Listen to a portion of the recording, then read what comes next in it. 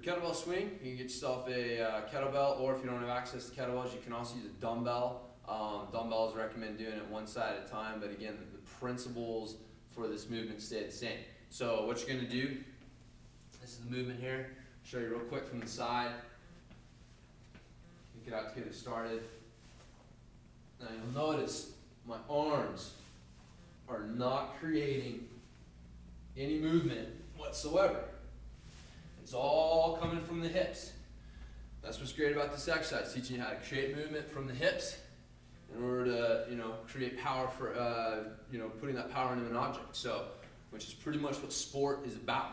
You creating power, transferring that power into an object while you staying strong and stable. So, anyways, the main things that you want to watch for on this are that you're keeping your upper back nice and strong. I see a tendency for people to kind of be lazy with their upper back and kind of let it round a little bit as they do it.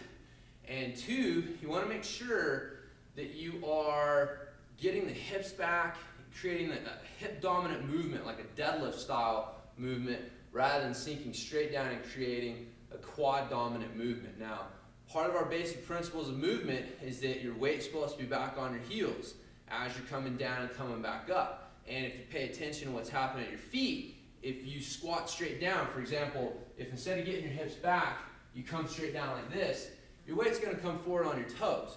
So right off the bat, that should tell you that's not the correct way to do it. But because this happens so quickly and people just are not clued into what's happening at their feet for the most part, it kind of gets lost in the shuffle. So what you want to do, a cool trick that I've come up with that's really helped my clients understand this concept is as you come down, the game is how far behind my heels can I get my butt?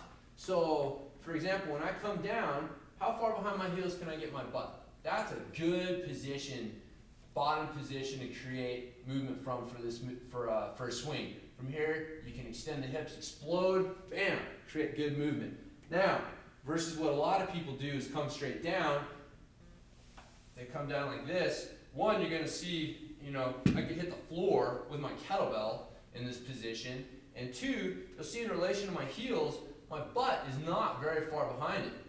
Now watch this. This is where you want to be, not down here. You do not want your torso straight up and down. So if you think, get my butt back behind my heels, as I do this, then that's going to get you in the right position right off the bat. So once again, I'll show you from the side, and watch what's happening with my butt in relation to my heels. Butt back, hips through. Butt back, hips through. Butt back, hips through. And again, as I'm coming up, I'm pushing through my heels, squeezing those glutes together to make sure that I am powering with the hips. Now, just real quick, show you with a dumbbell, in case you don't have access to kettlebells or a kettle grip or something like that. But you can do it one side at a time. Let's get it started. Hips, butt back, hips through. Butt back, hips through. Butt back, hips through.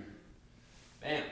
So if you're doing it with a dumbbell and you're doing one side, main thing you want to watch for is you come down, you're not letting the torso twist. You're staying strong with the torso. So again, that's a basic swing.